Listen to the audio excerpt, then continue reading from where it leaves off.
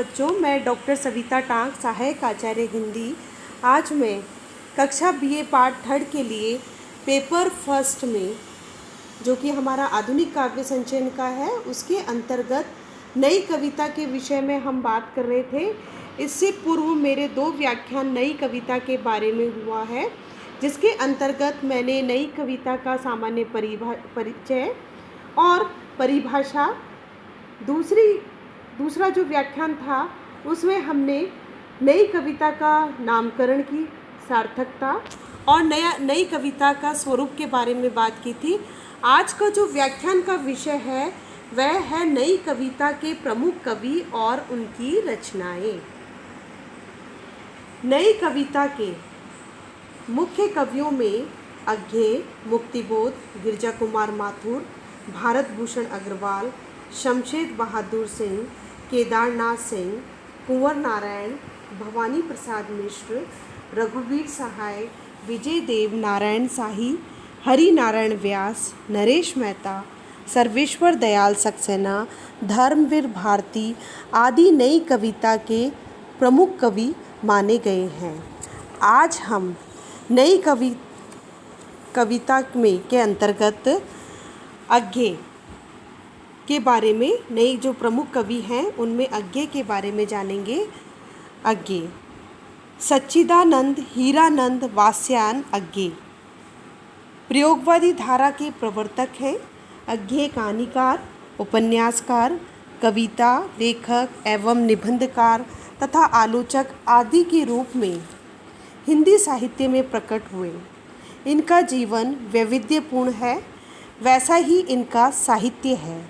कविता के क्षेत्र में इन्होंने अनेक कविता संग्रह प्रकाशित हो चुके हैं, जिनमें भग्नदूत, चिंता, हरी घास पर क्षण भर, बावरा अहेरी, इंद्रधनुष रोंदे हुए हैं। ये अरी ओ करुणा प्रभा में, आंगन के पार द्वार तथा सुनहरे शैवाल। अज्ञे जी ने अपनी कविताओं में निजी मतों को, तार सप्तकों की भूमिकाओं और अपने अनेक कविता संग्रह के आमुखों तथा त्रिशंकु नामक कृति में अभिव्यक्त किया है। शुक्ल युग के पश्चात कविता व साहित्य के समालोचन संबंधी अज्ञे के लेख में पाश्चात्य साहित्य के विचारों की प्रतिध्वनि मात्र है। कला के विषय में वह अपने विचार प्रकट करते हुए कहते हैं, कला सामाजिक अनुपयोगिता की अनुभूति के विरुद्ध अपने को प्रभावित करने का प्रयत्न, अपर्याप्तता के विरुद्ध विद्रोह है। हमारी कल्पित कमज़ोर प्राणी ने हमारी कल्पित समाज के जीवन में भाग लेना कठिन पाकर अपनी अनुपयोगिता की अनुभूति से आहत होकर अपने विद्रोह द्वारा उस जीवन का क्षेत्र विकसित कर दिया, उसे एक नई उपयोगिता सिखाई है, वह है सौंदर्य बोध। काव्य सृजन के लिए सर्व स्वीकृत सिद्धांत स्वांत सुखाय के बारे में लिखते हैं कि मैं स्वांत सुखाय नहीं लिखता, अन्य मानवों की भांति अहम मुझ में नहीं है और आत्मा अभिव्यक्ति का महत्व मेरे लिए किसी से कम नहीं है। अज्ञे के मतानुसार आधुनिक व्यक्ति यौन वर्जनाओं के पुंज के सिवाय और कुछ भी नहीं। आज के मानव का मन यौन परिकल्पनाओं से लदा हुआ है और वह कल्पनाओं सब दमित और कुंठित है। उसकी सौंदर्य चेतना भी उससे आक्रांत है। कला की नैतिकता के बारे में उनके विचार हैं, कला संपूर्णता की ओर ले जाने का प्रयास है। व्यक्ति की अपने को सिद्ध प्रमाणित करने की चेतना है। वह एक प्रकार का आत्मदान है, जिसके द्वारा व्यक्ति का अहम अपने को अक्षुण्ण रखना चाहता है। सच्ची कला कभी भी अनैतिक नहीं हो सकती, वह एक नैतिक मान्यता पर आश्रित है। प्रतिभाशाली कवि के कर्तव्य कर्मों का निर्देश करते हुए वह कहते हैं, जो प्रतिभावान है वह जीनियस है। वह इस परिस्थिति में पढ़कर एक हड़कंप पैदा कर देते हैं और उनमें ऐसी परिस्थिति का परिणाम केवल इतना ही होता कि समाज द्वारा स्वीकृति पाने की जो मौलिक आवश्यकता है व्यक्ति की व्यक्तित्व की और पहली मांग वह छुप जाएगी, कुंठित हो जाएगी। उनके लिए वह साधारणीकरण जैसे मापदंडों का कुछ भी मूल्य नहीं है। अतः वह साधारणीकरण जैसे सिद्धांत के स्थान पर पश्चिम के एकमात्र उदार प्रयोगवाद को लाते हैं। अज्ञे जी ने कला केवल एक हड़कंप है, तथाकथित प्रतिभाशाली कलाकारों का धर्म बलात् अपने आप को थोपना है। वह मान न मान मैं तेरा मेहमान। अज्ञे जी ने आत्मा अभिव्यक्ति आत्मदान नहीं बल्कि जोरदार आत्मा आख्यान एवं आत्मविज्ञान है।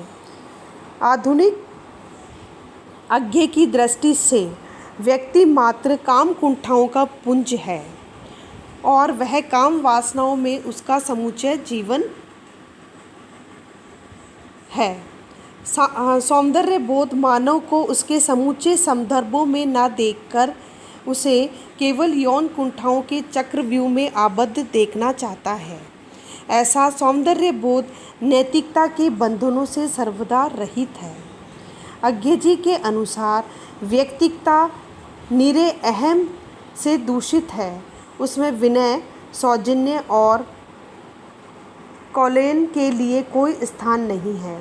साधारणीकरण निरर्थक है, केवल प्रयोगवाद सार्थक है। रस की पुरानी परिकल्पना व्यर्थ है, अनर्थ अर्थहीन ही रस है। उनके मतानुसार कोई भी वस्तु साहित्य के लिए ग्राह्य व त्याज्य नहीं है।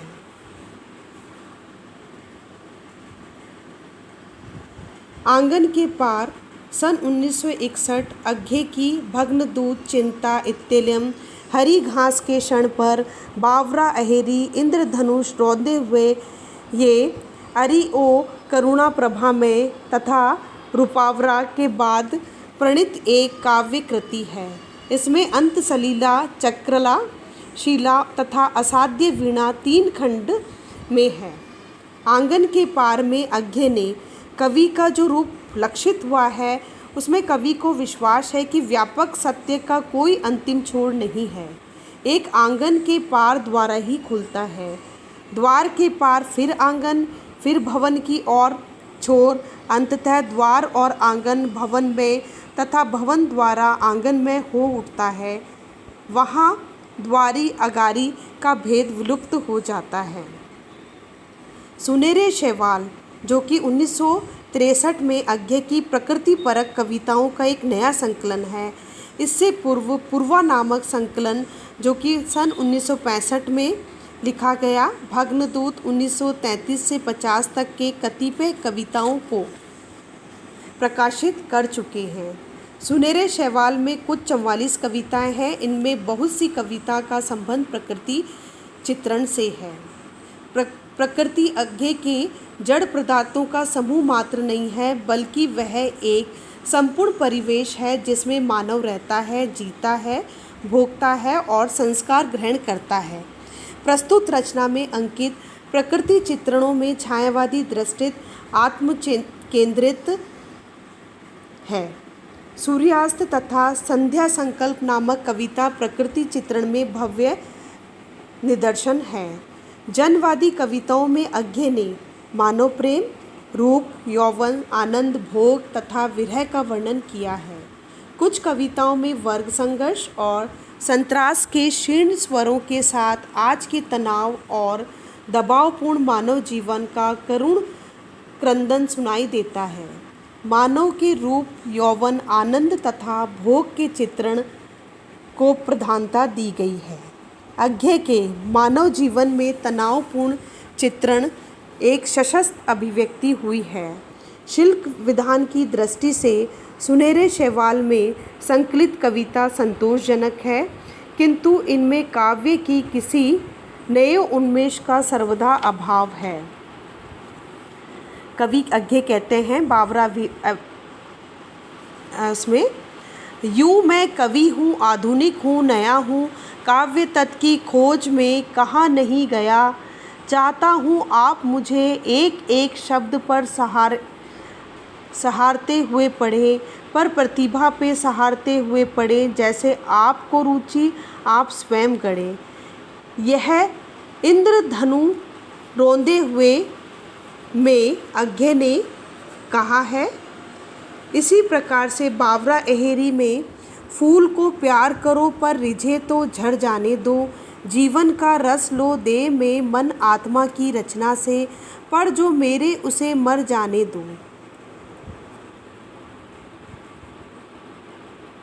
इस प्रकार अज्ञे ने अपनी कविताओं में के माध्यम से आधुनिक भावबोध की अभिव्यक्ति को लक्षित किया है। धन्यवाद बच्चों। अगली कक्षा में अगले कवि के साथ मैं बात करूंगी।